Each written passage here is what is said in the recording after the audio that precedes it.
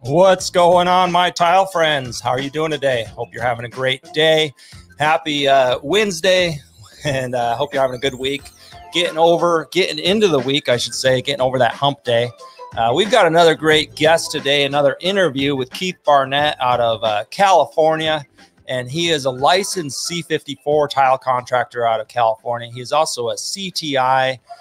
He's going to tell us about that. We're going to talk about his businesses. He's also a licensed builder. He builds homes. He does remodeling. He also has a gym. He owns a gym. So he's into a lot of different things. He has employees. He's growing his business. He's expanded. He's, brought it back down to size that's more manageable for him. So he's done a bunch of things over the years. I've been watching him in the Facebook groups. I've been watching his work and his business ethics, and he's really an interesting guy, really a humble guy. A lot of you know him. A lot of you have seen him. He's got some tattoos. I think the CTI number on his neck, so he's recognizable. And so I'm excited to have Keith on the show today. It's somebody I've been wanting to interview for a while, actually. And before I bring him on, I just want to thank the NTCA for continuing to sponsor this podcast, the National Tile Contractors Association. If you haven't checked them out, look into them for your business. I also want to thank Laticrete International for sponsoring this episode. Laticrete makes a ton of great products. They just launched a few products. We'll talk about that probably later in the week. But let me bring my guest on today. Hi, Keith. How are you? Good, Luke. How you doing? Doing good. Thank you. So how's your day looking? Where are you at? I came to my gym because it's I got high-speed internet down here, and I didn't want to be cutting in and out on you guys while I was communicating with you guys. But basically got up this morning at about 4:30 this morning. Came down here, did a little workout, that kind of routine. Then went back home, did some paperwork for a couple hours, and then do the interview with you guys. And then I got to head out and go finish that never-ending subway tile bathroom that I've been working on. I feel like I've been there for like 3 months. Yeah. And then after that, check on the construction guys, go order some windows, and go home and be a father and a family man after. That's the plan, man. You got a lot going on. It sounds like you're in a good routine, up early, getting your workout done, getting your work going. That's awesome, man. Congratulations. You're an inspiration to a lot of people. You've transformed your life, and you share that. You share, personal stuff on your page. Let's talk about that. Let's talk a little bit about, take us back to kind of the start of your business. Did you start as a tile installer? I know you have a couple licenses. No, I started almost a little over 15 years ago. Well, I started in construction when I was 14 years old. I've been a firefighter and a laborer for construction since I was 14 years old. My stepfather owned a construction company in Redding, California, and I used to pack floor joists at 14 years old. What happened is I just did construction and fighting fires my whole life, and I'm a very outspoken, aggressive kind of person. I don't hold things back. I was always taught by my father to basically speak your mind and don't let anybody tell you not to do what you want to do. And I was always the fall guy for a lot of people in construction, just because the way I look, my persona, people are they'd fire you. Okay, get rid of him. He just looks like another guy that's been incarcerated his whole life. You know what I mean? Because all this stuff's been here since I was a kid. But the main thing is I always just wanted to learn. And if you respect me, I respect you. If you disrespect me, it's a whole different ballgame. And that's the way I've been taught and raised my whole life. So I was always getting fired and getting in trouble and stuff for speaking my mind in construction. And construction, as most people know, is a rough community. I mean, a lot of guys are rough in the industry and stuff. So I grew up that way.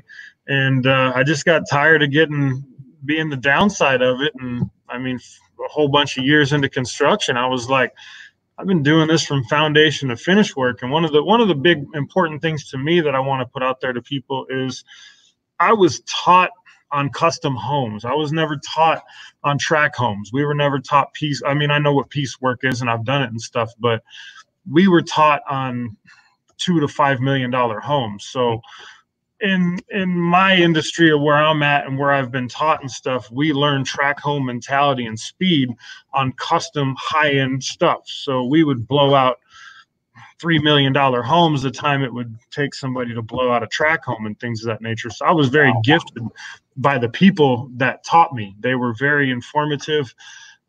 very old school, very just typical your old style that doesn't exist anymore. So I really respected that, and I took that for a run. And I was a pretty rough guy growing up in my life, in and out of incarceration, in and out of all kinds of bad things in life and everything. And one thing I always did, though, no matter what, if I partied till 2, 4 o'clock in the morning or didn't even go to sleep, that day I would get up and go to work.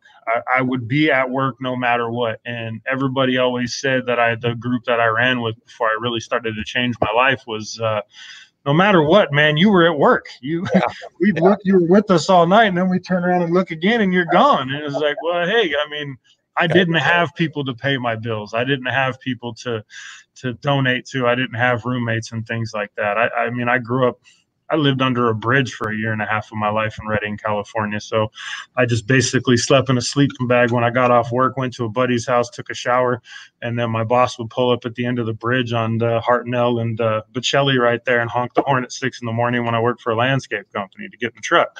So my history is kind of deep like that, but I mean, all I've ever done is just worked. I love to work. I love it helps you get things off your mind. It gives you something to focus on. It gives you something to have appreciation for, and it gives you something to put your heart and soul into. And when you grow up with not many people respect you because of how you were and stuff like that, and you start to change your life by showing the quality and the perspective you have, I mean, that's been the biggest drive to me, other than my son being born 10 years ago and stuff. But I mean, it's just been a hustle. I took my street smarts and my street hustle my whole entire life and started evolving it into a legitimate, real business. And then I just started surrounding myself with positive people, man. I started looking at the ones that didn't go anywhere and weren't going to go anywhere. And I started looking at the ones that weren't making excuses and we're making things happen. So I just started following those people, man, and the story continues on. I mean, I could sit here for 4 or 5 days telling you about my life story and stuff, but I'd rather answer questions to you guys. Yeah. Well, listen, if you don't mind, let's talk about the homeless situation. Living under a bridge, you know, and now, you know, you own a nice home, you own several businesses. I've hired a homeless guy in the past. You know, he was willing to show up and work.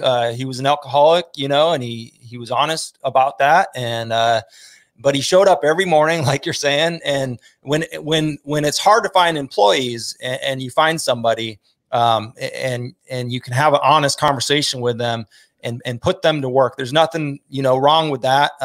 Certainly, I hope it helped him on his, you know, journey to kind of change his life. How did that, you were homeless, but you were working, your employer was picking you up kind of under the bridge, knew your circumstances.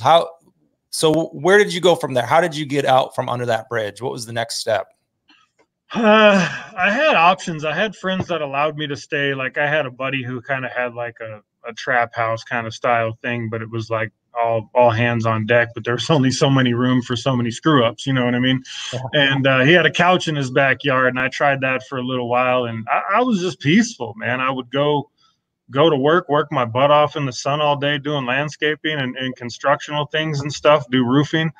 And then I would get dropped off, and I mean, I'm on the Sacramento River. It was a little sandy area underneath the bridge. It was peaceful. I'd get off work and jump in the river, change real quick, and then run up to my buddy's house, which was like a couple of blocks away, and hang out for a couple hours or watch a movie or something like that. And then I'd walk back down to my spot, crawl into my sleeping bag. I had a really expensive high temperature Kelty bag and my sleeping bag and stuff. So I would just do that. I kept all my clothes and stuff at my buddy's house in his garage, and I would just basically take what I needed for the day and things like that. So it was kind of, I mean, in a one sense, it taught me how to, where I'm at now, I have a lot of planning to work because of the, everything supplies wise is within an hour and a half where I'm at now. So in one way, it started me already on my planning of the day, even though I was a screw up that lived underneath the bridge and was homeless and all this other stuff. But I just kept working, man. I kept working and didn't spend my money on realistic stuff that I didn't need or materialistic stuff. And I saved up about, I don't know, $2,000. And then I started looking for apartments and stuff. And I got my first apartment with my brother.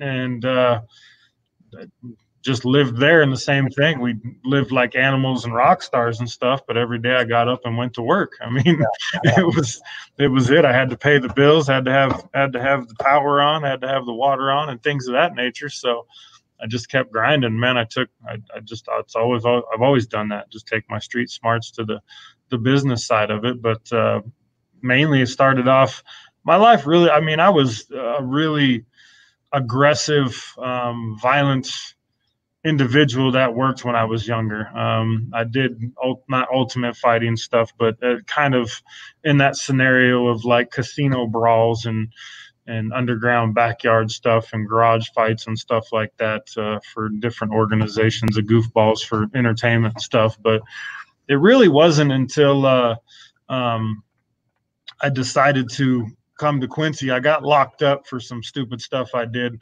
I got caught with a pistol and all kinds of other things. And I ended up doing some time. And when I got picked up out from doing time, my mom actually picked me up, my dad, and they had a U-Haul packed. And I never really, I didn't live with them because I left my home when I was like 14 years old on my own. And my mom and dad were just watching me go downhill with my brother and stuff. And they showed up the day that I got out of the incarceration and walking out those doors, man. They were sitting right there. And my dad said, well, we're moving and we're taking you with us. And they moved to Quincy, where I'm at now, which is this little dinky mountain town in the middle of California. And I was like, where the heck are we going? I was like, I was already had a plan to get out, go find my bros and get back to doing what I was doing. But no, we're going to Quincy. Wow. And I mean, I was an adult, so I had choices and stuff, but I was like, all right, I'll see what you got. So we came up here, and the first thing I wasn't even here 2 hours, and I got in a fight with some dude in the parking lot at Safeway. So I was like, well, here we go. This wasn't a good thing, but it took a long time, man. I was on a bad path my whole life, and at this whole time, I was in and out of construction, in and out of roofing, in and out of firefighting, because what I would do is I would fight fire all summer long, because you would just get on a fire crew and you leave and you're gone for 16, 20 days at a time. Wow. And then I'd get back from the fire crews and then we'd shut down for the season because of the winter. And then I'd go jump on a construction crew and do cleanup or framing or whatever we were doing. And it was, I still, I mean, to this day, I look back and I wish there's a lot of things I would never change in my life, but there's a lot of things I would have, because it took a lot. It took quite a bit of bad things to happen in my life for me to wake up and realize that I was running off of an egotistic life. It was all about me. I didn't care about the people around me. I didn't care about my friends. I was in the bars every night, drinking and partying and fighting and stuff. And it just wasn't good. And then one day, all my friends basically quit hanging out with me. And I was sitting at home and I'm like, man, nobody's texting me. Nobody's wanting to go get a bottle of Jack or anything like that. You know, nobody wants to go to the river. And I realized it. I was like, I talked to my good buddy Ryan, and Ryan Hayes, he moved over to Atlanta a couple of months ago with his family. He said, man, he's like, I'm just going to tell you, man, you're going to get somebody killed or you're going to end up killing yourself. You know, we don't want to be part of it. He's like, you're a wild child, man. There's nothing we can do to give you any kind of advice. You're just F the world and you fight anybody and we don't feel safe with you anymore. Yeah. And at that time I was just like, yeah, whatever. You guys go do your own thing. Screw you guys kind of attitude. And I sat by myself for a couple of weeks, man. I started thinking about everything I've been in life. And I was like, man, those are the people that have actually stuck by my side, and they're telling me that something's wrong with me. So it took me a little while to sit there and realize, man, that my family and friends were trying to give me advice, you know, and it was the first time really in my life that I said, man, I really need to stop. I'm going to hurt somebody, you know? And then I met my wife. She was a bartender at the local establishment here. And I had a pretty wild run with her for the first couple of years too, partying and stuff, but I mellowed out quite a bit. Yeah.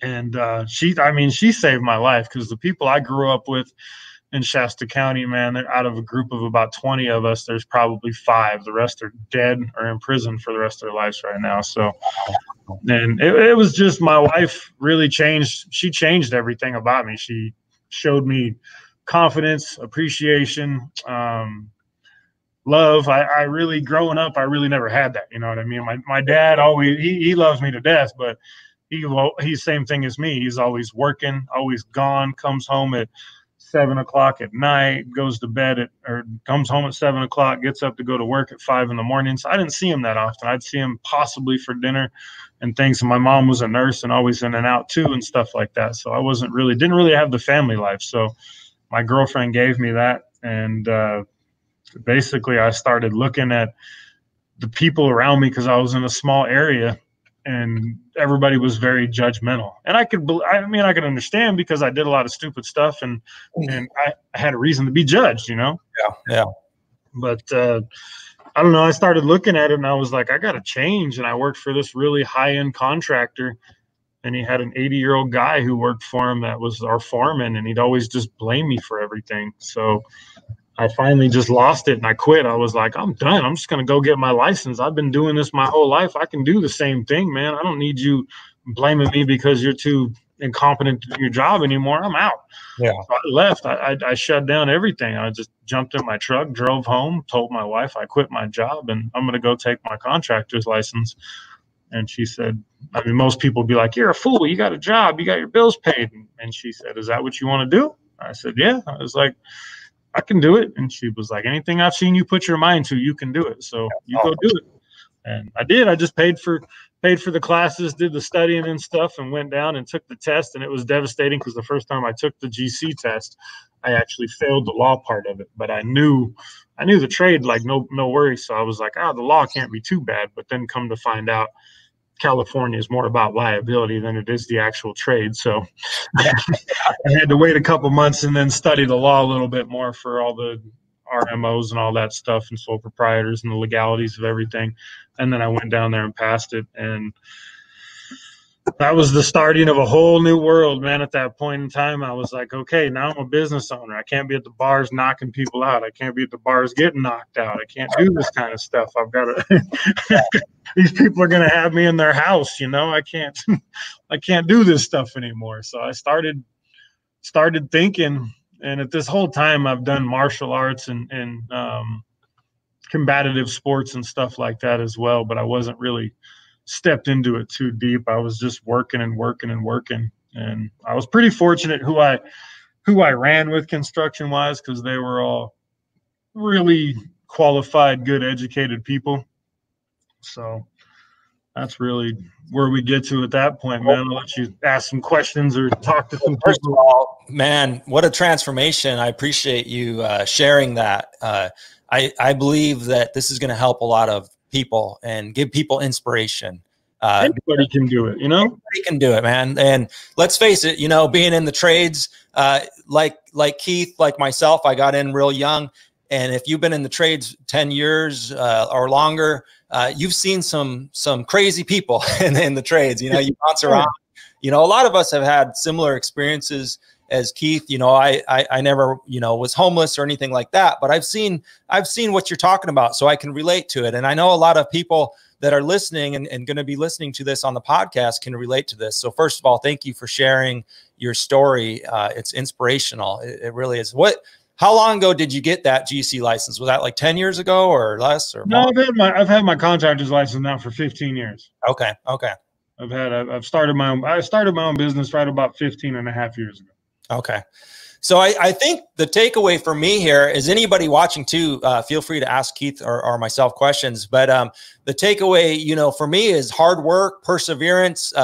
You know, you found a good woman, someone to believe in you, someone to, you know, give you confidence. I mean, I've experienced that myself, what a change that can be.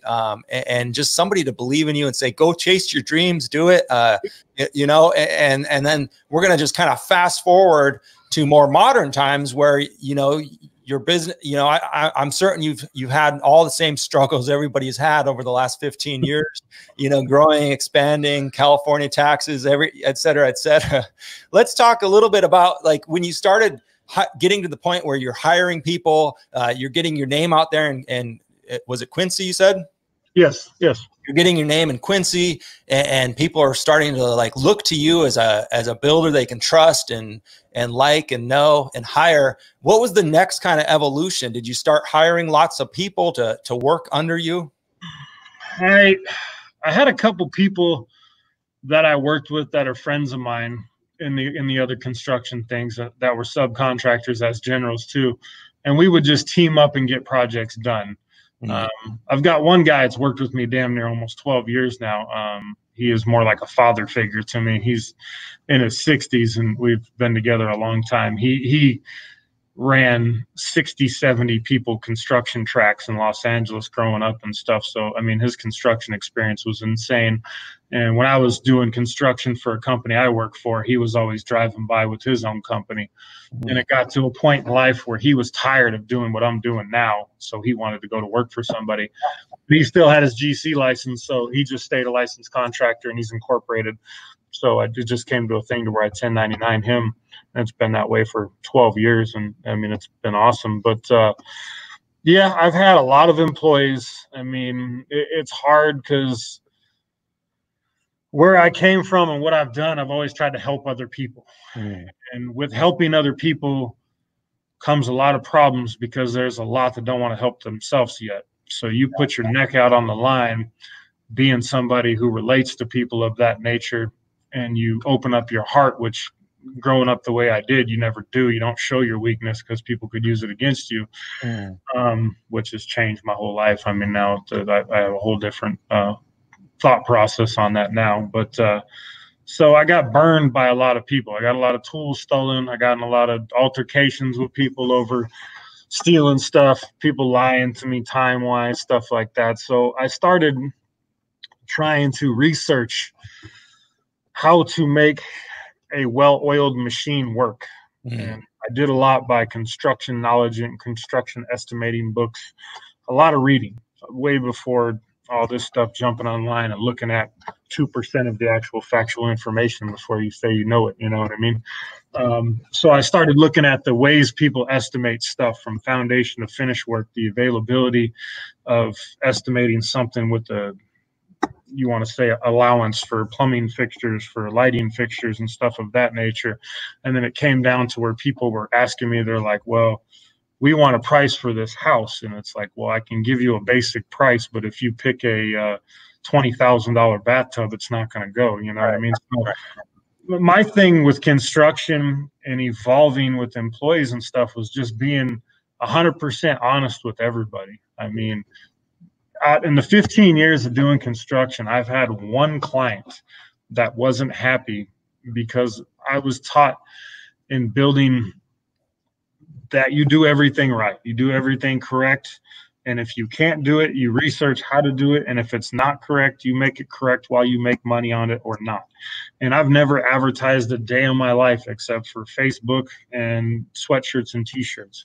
That's all I do. I don't put my ads in the paper, and there's political reasons here because the guy that owns the paper is best friends with another contractor and they charge you like $400 for an ad this big, and then every turn of the paper's got his ad this big and it's free. So it was kind of one of those you had to play with it to kind of find out. But I've had young employees, I've had older employees, I've had criminal employees, I've had straight-laced employees.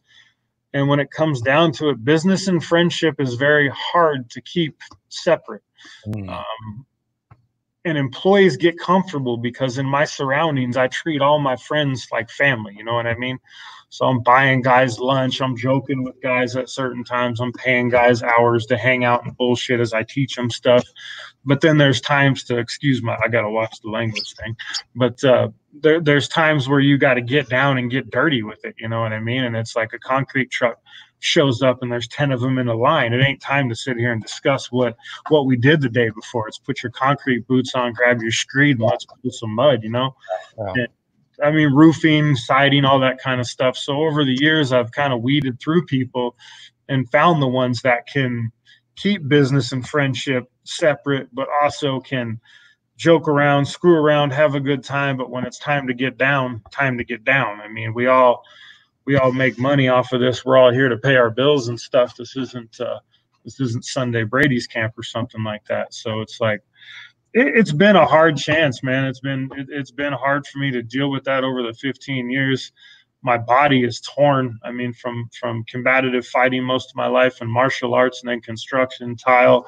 And a lot of people don't know too, but I own a concrete resurfacing company as well. I have all the grinders, shot blasters, all that stuff. But the way the world is right now, it's hard to find people to work. So we basically have the equipment, and me and my business partner will like do our flipper houses and stuff with it. Or if we get a good job for the county or a big square footage job, we'll do it, but we don't advertise it because it's all chemically put together. So if somebody screws up the chemistry in putting together one of these products, you could easily have to tear out a 5,000 to 100,000 square foot floor or resurface jobs. Concrete refinishing side. Yeah.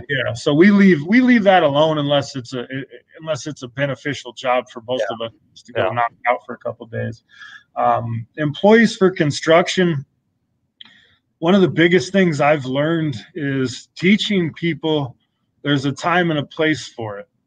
And I was taught if you don't show up early, you're late. I mean, I bought my own tools at my first couple of years. I had skill saws, my ladders, my everything. I mean, the industry this day and age, guys show up and they want everything. They want a top. I mean, they get on here and they watch Global Tile Posse or the Tile Money the groups and stuff and all the other groups, and they see these guys with all the top equipment and stuff, and they show up on a job and they don't even know how to cut a piece of tile. And, well, your saw is crap. Well, no, I learned on a saw that didn't have a nice sliding table with all these water jets and strippers dancing around on the poles and stuff like that. The snappers were basically non-existent and stuff. So it's like, I just think the mentality of people this day and age that haven't worked for it need to go back and sit down and work for it before they get handed it to them. I mean, we all, yourself was a tile contractor, probably still are. I mean, all the other guys in the industry, we started where I started. And it's especially hard for me to start in a gutter and work my way up now to where I own 3 homes. I own a gym, all the stuff I've built and stuff. I've got 2 storage units full of all my tile stuff, a trailer, construction stuff. I mean, trailers everywhere. It's like I worked for all this stuff. I didn't just have all this stuff when I started. Yeah. It's been hard for me to find guys that appreciate it. I supply everything you can think of from foundation to finish work on a construction job. And that's just my construction jobs. Tile jobs, I've got every laser, snap cutter, 5, 6 different tile saws, all the suction cups, 3, 4 different leveling systems, 10 different Milwaukee cordless grinders with every head attachment you can think of. And I mean, it's like I show up at a day when I let the guys work and I come, everything's covered in thin set. Everything was just destroyed. There's dust all over everything. I mean, I've got Milwaukee blowers, cordless blowers. I got vacuums. I got pressure washers. It just takes that much time to appreciate something. And that was my biggest thing with having employees is nobody appreciated anything unless they bought it themselves. But as soon as they bought it themselves, it was like, don't touch my tool. You've got a job site and you pick up their tool and they're like, hey. And it's like, oh, I can't use your tool. Okay. Make sure you wipe that off. It's like, okay. And you just, and arguing with people isn't what you want to do because it's a waste of energy. I mean, it's more, you learn each individual person by the interactions you have with that person. I've got best friends in the world, man, that I've gone and done huge construction projects with that are like, oh, bro, we get done, man. You saved my butt.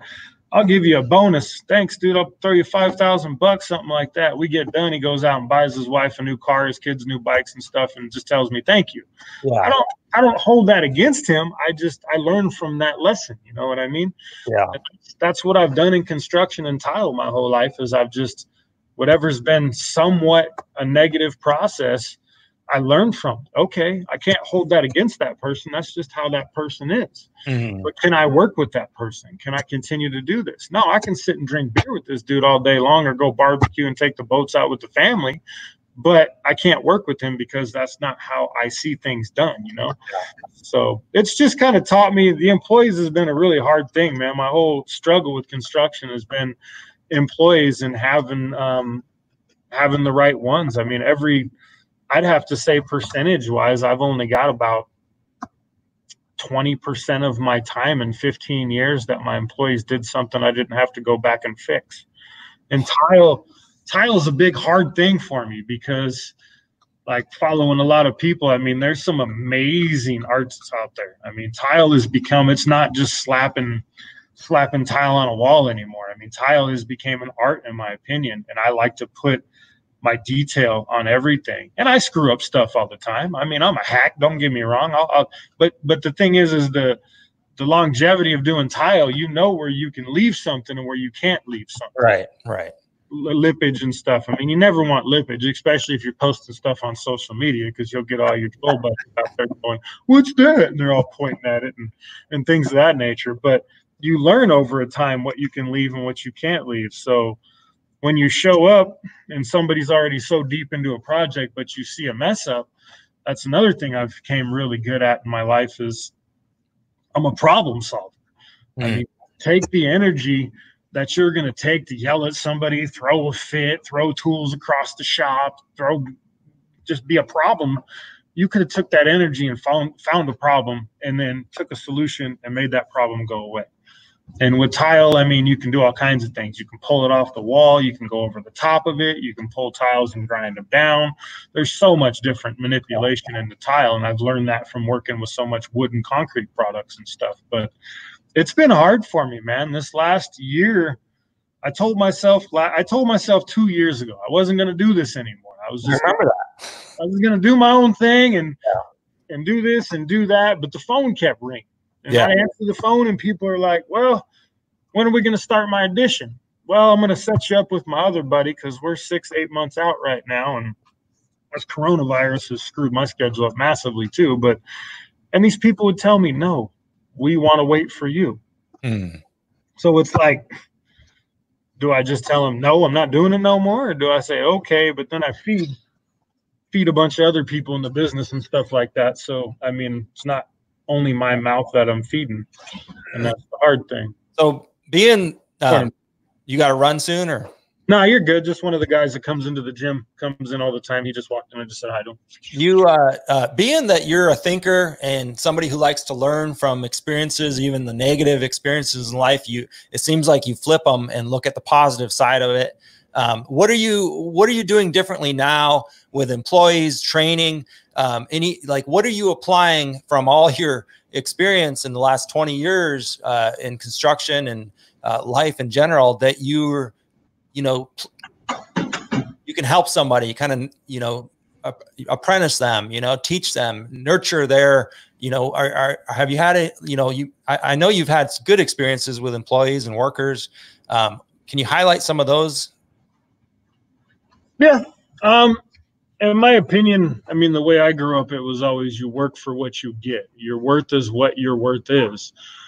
Nowadays, we have to flip side that a little bit, and it's more you have to give somebody something to appreciate themselves, which in the beginning, I was it's totally against everything I've ever learned or ever taught. So it was hard for me to take that in, but it was one of those things to where I had to take my thought process out of it and learn, because if you don't, then you just become a hard-headed old sucker that gets passed up by the industry and passed up by technology. So and my idea was like, okay, I started doing apprenticeships with certain people. I'd take them to Schluter classes and things of that nature. And I would buy them tools, buy them like a cordless grinder, buy them a drill set or something like that, and give them something to appreciate and give them jobs. I mean, a lot of people, when I grew up, I mean, you couldn't start tiling in a bathroom until you had at least 4 to 5 years experience of cutting tile, mixing mud, cleaning up job sites and stuff of that nature. So I started letting guys tile showers within like a year and just watching them, standing above them and not picking shit out, or picking stuff out, but more stopping them and saying, "Hey, wait a minute. Now, if you did that, if you manipulate that a little bit this way, or if you do this a little bit that way." And I mean, it was a lot easier, I think, tile education wise, because of spot bonding back in the day. You could just add more mud. But I mean, if you go from a quarter trowel to a half trowel to a 3/4 trowel, there's ways you can still get a full coverage, but manipulate the wall structure. And that goes into a whole different aspect, like of proper prep and stuff. But I started getting guys that I was showing them appreciation towards their value of my job. I would give, instead of just having a guy pick up nails or having a guy nail off the shear, I tell one guy, "Okay, we're building all these custom alder beams in this building, and I'm going to let you work with this person, and you are going to be the one that constructs these beams. And they would take initiative into that, and it would be something of their own, so they would appreciate it. Plus, I don't pay my guys garbage. I mean, I can't, in California, the lowest I pay an employee, even a starting employee, is $15 to $18 an hour. Right. I mean, somebody who's got a couple of years experience, they're 20, 25 bucks an hour. My journeymen that aren't contractors are 35, 40 bucks an hour. My contractors are 50 to 65 bucks an hour. So you do the math on that going out every 2 weeks, and it's like you have to have a revolving door of business coming in and out. But I learned just to show people appreciation of their value to my job site. And then when I get credit in the community, on social media, the stuff like that, I can't do this without my crew. You know what I mean? Right. I didn't do that shower. That shower was done by this person. I instructed them how to do stuff. I told them how to miter this and shave this and work to your lines, things of that nature. But I let them feel the appreciation value of people saying, "Hey man, nice job. Hey, I would have tried to do this." And I warned all my people that got on all the tile groups. I said, "Man, you got some of the top world's people installing tile on here. So some are going to be trolls, but some are going to give you advice and try to help you educate yourself. So don't take it personal, because they will eat you and spit you out. That's for sure." Yeah. And I seen a lot of more appreciation, and people were showing up on time and stuff like that in the beginning. But then as time goes on, that would drop off, and it would go back to the same old stuff, except they'd have tools that I've bought them, and they'd have more appreciation. They'd make more money, but it was like I never even started the apprenticeship kind of thing. And I had paperwork signed that they couldn't go work for a competitor for up to 5 years, things of that. They had to stay with me for a certain period of time. I was trying to do more of the reach out to the community of the tile industry to see how other people were approaching this situation as well, because it seems like it's a worldwide pandemic of trying to find people to work, you know what I mean, that really want to work. So it's been interesting. I mean, it was hard though. It's hard here because I live in a town where there's only, I don't know, roughly 5,000 people in Quincy, and then all the surrounding towns are 5,000 to 7,000 people too. So it's like you only have so many resources. People aren't going to drive from Reno an hour and a half to work here for 25 bucks an hour. Mm-hmm. So at one point you have to bite your tongue sometimes and let people get away with things. But on the other hand, that gives them leniency to continue to keep doing that stuff. But then when you reprimand somebody for doing something bad and you hold them accountable, they get all ticked off and get mad and all this stuff. So it's a super thin line. I mean, it's not like big industry where you're just like, you're out of here. The next guy with the hat sitting in lines ready to go to work, you know. Your availability is very limited to quality help around here. And a lot of the guys all know each other, so we all bounce back. One of my guys, Jason, he works for 5 other contractors. Whoever's got a big job at the time, he goes and works for him, you know. So the employee thing's been, I mean, you can probably not see it that much, but it's definitely put a lot of gray hair on this head. That's for sure. it's aged the. You're in a different spot. In fact, I would like to talk about that too, like living up there in Quincy. You already kind of told us how you landed there, but it's a unique. You know, California is so large. It's so unique. Most people throughout the country think of LA or San Francisco, but you have all these small towns and these, you know, mountain villages and little cities, and you're really secluded, you know, like Keith said, an hour and a half from Reno or, you know, a large city. And it does, you know, create a problem because there's a lot of nice homes up there. There's a lot of, you know, people wanting nice homes, remodels, new homes, but the workforce is lacking, you know. So in one way, is it beneficial for your business? I mean, because it's not a lot of competition, right? It's weird. There's a whole bunch of contractors up here, but I try to tell people all the time, man. I argue with people on the chat groups all the time and stuff too. It's like, who cares if people are going underneath you doing stuff incorrectly or incorrectly and undercutting you and stuff? Eventually that stuff's going to fall apart.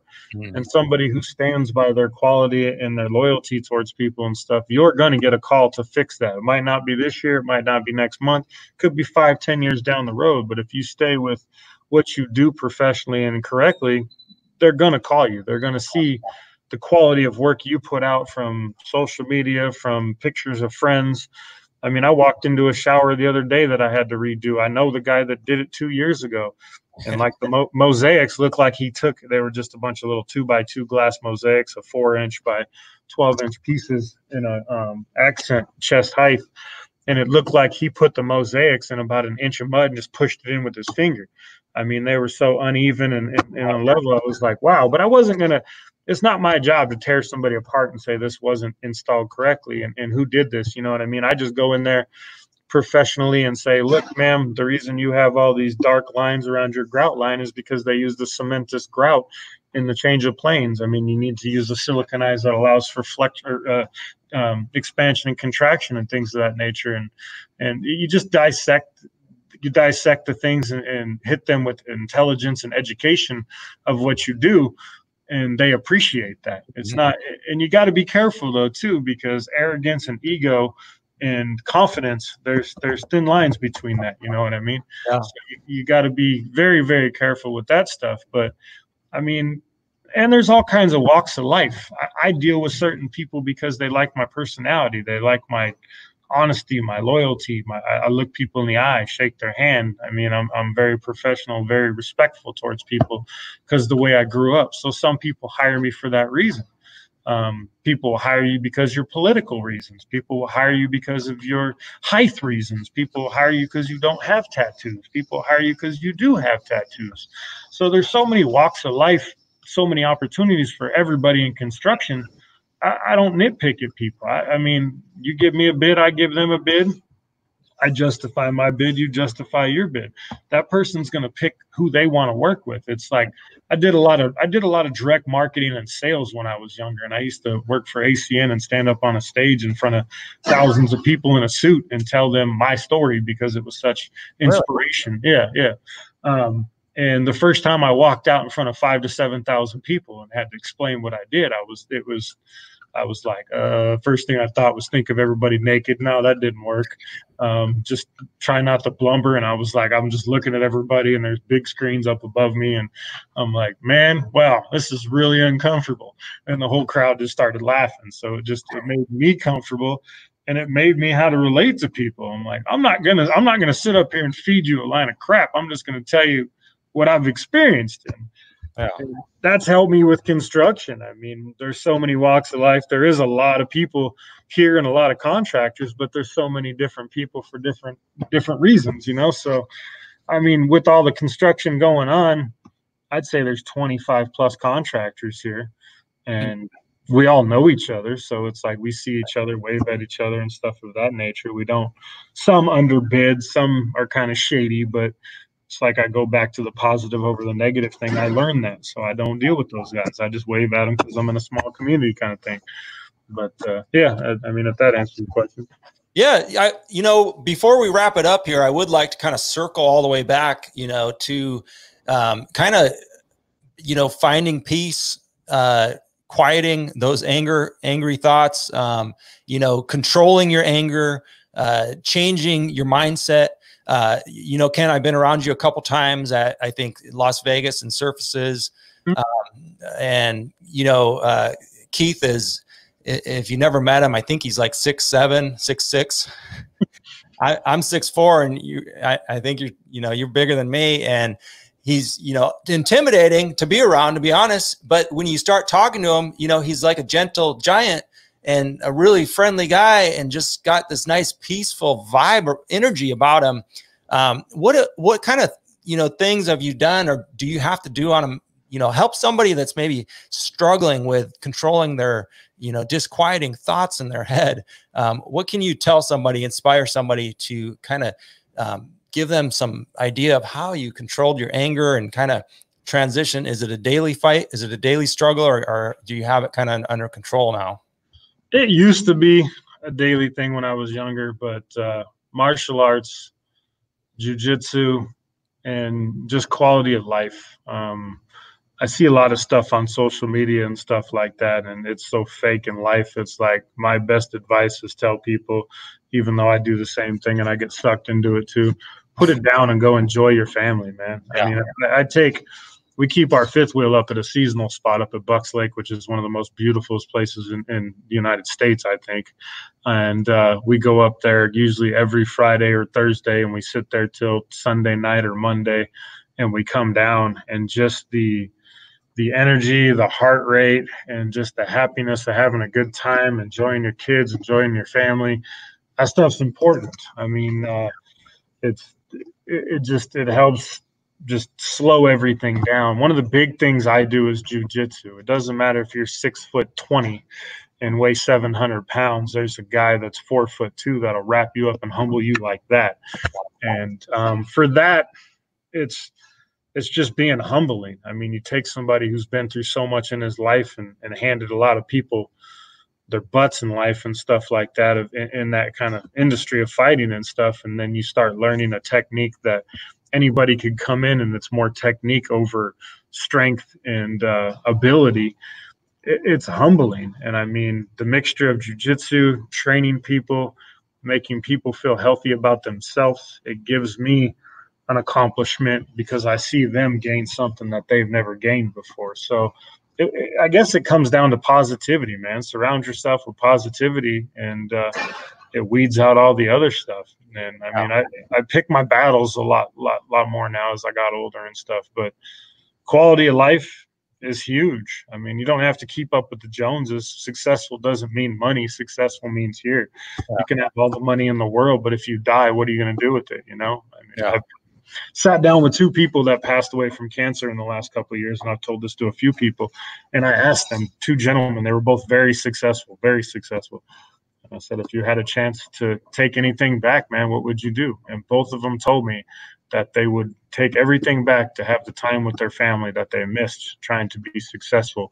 And before you knew it, they were both on their deathbeds. So that took a lot of heart to me. It took a lot of soul to me and thought and stuff. And I just try to enjoy my family. I don't work weekends. I don't work later than 5 o'clock in the afternoon anymore, unless it's like a agreed freaking crunch time or something of that nature. Try to just clock my clock. And if I can't make it and be successful doing that, then what's the American dream, you know? What's the point? Yeah. No, those are good, wise words. Thanks for sharing, Keith. I appreciate it. No worries.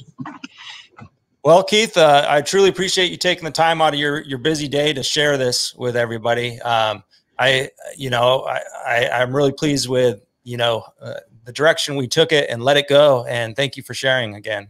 Of course, not a problem. Looking forward to continuing to watch you grow and inspire others. Yep. Now I'm getting old and got to have hip surgery and all the other fun stuff. Oh, yeah. How old are you, by the way? I'm only 40, man. Yeah. And my leg is shot. I went to an orthopedic a week ago, and it's my third opinion. And he just came in and he said, I'm not going to beat around the bush, man. You need to replace your leg. I was like, what do I want to do? Yeah. Your hip? Yep. Left hip. Yeah. Well, it is what it is, man. And I appreciate you guys having me on here. And anytime, I'm always willing to sit down and talk with people, man. It's a journey in life, and we all gotta figure out how to make it work for each and every one of us. Right on. So true. All right, Keith. Well, enjoy your day, Tile friends. Thanks for watching and listening. Stay profitable out there. See you, man. All right. That